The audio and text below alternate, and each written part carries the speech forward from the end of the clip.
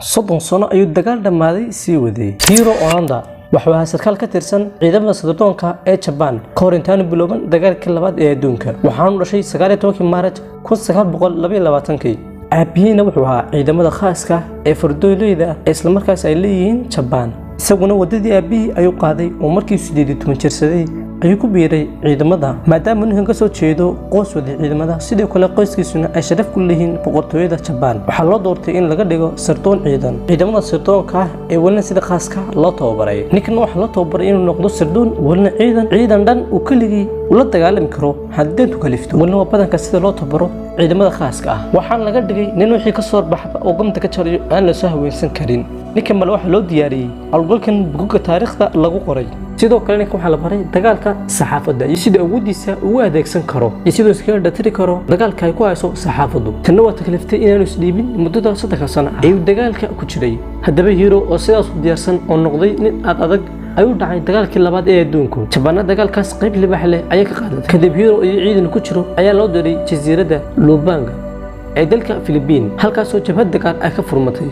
ninka waxa loo sharciyay inuu isticmaalo dhammaan wixii la soo baray oo dhan. sharciyaasna waxa kamid ahaa in dhimashadu mamnuuc ka tahay sidoo kale in isdhiibintu mamnuuc ka tahay sidoo kale in isdilina waa ka mamnuuc. xitaa hadduu gaajo baqtiyo waa inuu cunaa cayayaanka. sidoo kale waxa ka mamnuuc ah inaanu isdhiibi karin xitaa hadduu kaligii ka soo haro guutadiisii. ninkaas waxa la siiyay amartaas mid ka dabaya uu ka adeeg yahay. sidaas ayuuna ku soo baxay oo ku soo galay dagaalka. waxaanu sidaas ku soo macaasalaamay oo ku soo wadacay wadankiisii hooyo oo ka maqnaan doono muddo 3 sano ah. markaa Hiro iyo askartiis la socotay ay soo gaadhay jasiiraddii Lubang ee dalka Philippines waxa arkeen xaalku ahayn sidii ay moodayeen iyagu. waxa arkeen cadawgoodii Philippines ay ku wada hareeraysan yihiin jasiiradda oo dhan oo ay banaanta quraata inta yar ay taagan yihiin. wax markiiba go'aan khaldan qaatay saraakiishii ka sareysay Hirona way ka diideen inuu adeegsado xeeladihii iyo farsamadii la soo baray. kadib ciidamadii Japan ayaa dagaal foolka ku qaaday. waxaana dhacay wixii Hiro ka baqiyay oo ciidankii Japan gamta ayaa laga dhigay waxna kama harin. waxaana noqotay in la dilo iyo in la qabto. waxaana ka soo haray Hiro Onoda iyo 3 nin oo la socday. waxaana iyagu yaaceen xaggaas iyo keenta. halkaas ayuuna ka biloomay fulintii amradii la siiyay oo dhan iyo sidoo soo bandhigi lahaa tababarkiisii khaaska ahaa. Onoda iyo raggiisana waxay biloobeen dagaal ku dhufo ka dhaqaaqa ah. sidoo kale waxay cuni jireen waxay ka helaan kintaas iyo xoolaha ka soo xadi jireen dadkii deganaa jasiiradaas. halkaas ayay joogeen Onoda iyo 3 nin ee la socotay. 1945 ayuu dagaalkii labaad adduunku soo afjarmay oo dhamaaday. balse Hiro Onoda muu haysan wax kala soo xiriiro ciidamadiisii Japan. sidoo kale ciidamadiisina ma haysan wax kala soo xiriiraan ninkan. waxaana maleeyeen inay dhinteen Hiro iyo 3 nin la socday. sidoo kale Hiro muu ogeen inay isdhiibin wadankiisii uu dagaalkiina sidaas ku dhamaaday. Hiro Onodana uu dareemay in cadawgiisii ay joojiyeen dhaqdhaqaaqii sidoo kalena bulshadii ku nool jasiiraddan ay nolol maalmeedkoodii iska sii wataan oo caadi u bilowdeen. balse isaga midaas kama hor istaagin gumaadkiisii oo halkaas ayuu ka gumaadayay ciidamadii Mareykanka. sidoo kale wuxuu cagti mariyo gamta ka jaray beeraleedii joogtay halkaas isagoo ka baqayay inay ku noqdaan askar dhacda oo isaga loo soo diray. Mareykanku way ogaayeen in askar Japanese ay ku jiraan kayntaas Philippines waana ogeen inuu dhamaaday dagaalkii. haddaba Mareykanku wuxuu biloobay sidii uu war ku gaarsiin lahaa raggaas jasiiradda Philippines ku jira. codbaahiyaal waaweyn ayaa lagula hadlay mana kala garan inay maqleen iyo in kale. markaas ayaa dana biloobeen in waraaqo ay dhakada ka soo daadiyeen kuwaas ay ku qoran yihiin dhammaan dagaalkii labaad adduunku oo sidoo kale aan jirin wax dagaal ah oo ay soo dhiibaan oo ay maadaan dhulkooda. xataa waxay soo tureen wargeysyada caalamka markaas laga saaray.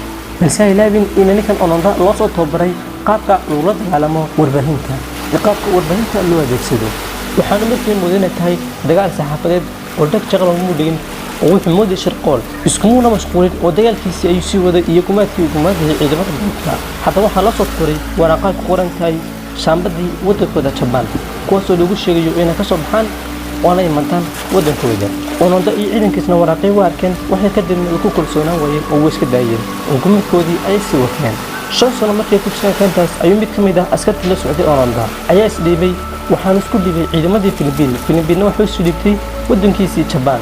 markaas ayuu caalamkuna bartay ninka la dhaho Hiro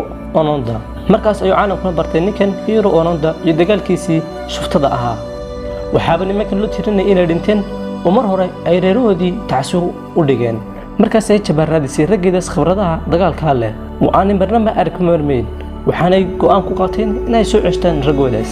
markaas ayay bilaabeen inay u dilaan sarwadii qoyskooda iyo cod ay ku duuban yihiin qoyskoodii oo ay ku leeyihiin ma soo laabta wana bareynaaye ninkan Hiro Onoda nahana ila wati loo soo tababaray inuu dagaalka saxaafadda uu dhig u dhigin oo soo sii wata hawshiisa waxaana markiiba qaatay inay tahay dacayadii uu wajka la yeelatay codadkana waxaa meelay in si agajugleena laga soo duubay qoysaskooda waxa la yaab leh muddada intaas leeg inuu Onoda caawimaad ka sugayay dalkiisa Japan sanad markuu 1972 ayaa la talinkii ugu dambeeyay ee la socday Onoda waxaan Onoda noqday keligii laakiin ismuu dhiibin oo keligii ee dagaalkii sii waday saas ayuuna ku noqday nin garab iyo gaashaanna haysan dalkiisna Onoda wuxuu noqday nin lagu soo qabsado oo caan ka noqday kadib nin kamid ah reer Japan ayaa ismiidaabiyay oo go'aan ku qaatay inuu tago ninkaas Onoda oo ka soo kaxeeyo keentaas kadib ninkii waa u yimi waxaanu la kulmay Hiro Onoda oo noqday waayeel 30 sano ku jiray dagaal chief iyo raaxaba u diiday Onoda markii uu qabtay shiishka ninka ayuu ninkii ku yiri war Onoda boqortooyadii iyo shacabkaba way ku warwarsan yihiin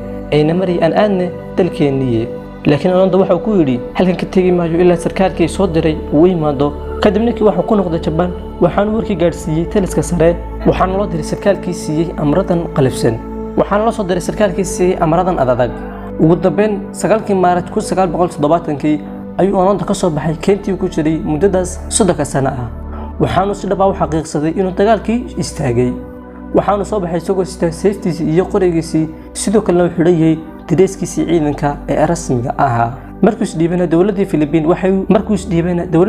way ka cafisay wixii uu dad u ka dilay waxaanu ku soo laabtay dalkiisii waxaanu ugu soo dhaweeyay sidii nin haliyay ah laakiin isaga waxa soo dhaway muuqan ee waxa la weynaatay isbedelkan Japan ku yimi waxaana ka dhaadhic weyday in Japan isdhiibtay kadib markii uu adkeysan waayay isbedelkan faraha badan leh ayuu iskaga tagay wadankiisa waxaanu aaday Brazil keenu dhameyd halkaas ayuu iska dagay oo reer iyo beer ku yeeshay aakhirkii dib ayuu soo noqday wadankiisii hooye ee Japan halkaas ayuu muddo ku noolaa ugu dambeyn Hiro Onoda waxa uu dhintay 2014